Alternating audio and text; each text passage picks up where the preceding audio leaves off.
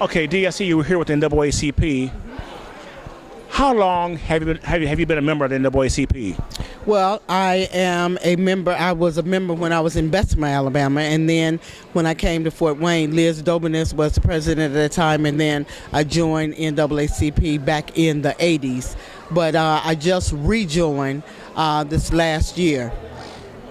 Now, what are you doing here at the table today? Today we are encouraging people to become members of the NAACP, and then I am the chairperson of the Women in NAACP, and I'm promoting our Black History Brunch, which will be at Links on February 27th, the last Saturday in February, to promote children and women. That's our goal, to do what we can to help our children and to help our women.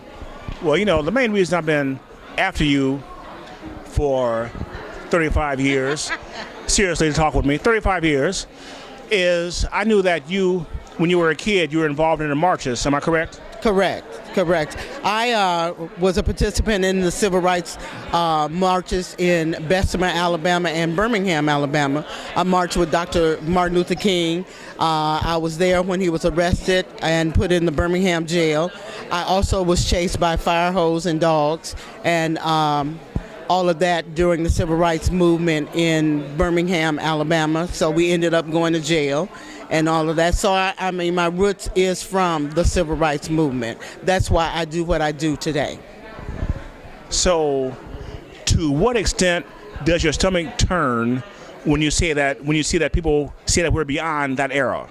Well, it really turns 100% because we'll never be beyond that era as long as there are people in the world. Because there are some people who make their judgment about who you are based on what they see in front of them. They don't know anything about you, but they see your skin color and they decide that I don't like you because of that. And then some of us who look like me feel that we have arrived, so therefore we have no parts in trying to help pull up our brothers and sisters to make sure that they enjoy the fruits of our labor and what we did during the civil rights movement. When Al Sharpton was here, one of the questions I got a chance to ask him was about how have we progressed from 1960s until now, and he said we hadn't.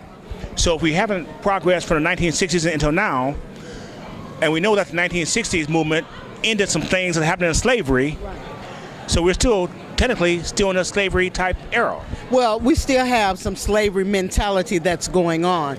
A lot of things have changed, but a lot of things have not always changed for the good. For one thing, once we started integration, that snapped out a whole lot of black-owned businesses. We stopped going to those black-owned businesses to the point where they went out of business because we flowed into the society. So we forgot about our black brothers and sisters who own businesses.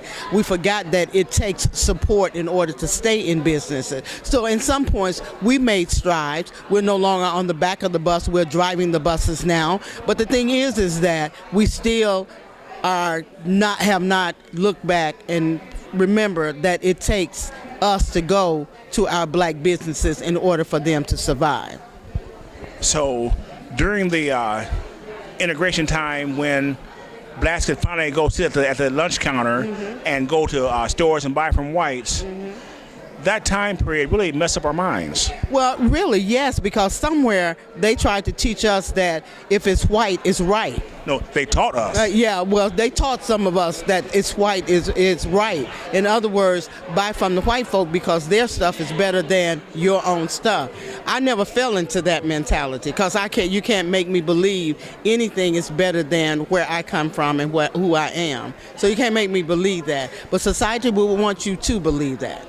So what do we do? How do we get past? I mean, it's been all these years, and people still have that same mindset because they say that we want black businesses, but when a business comes into existence, we won't shop at it because we don't want to make him rich.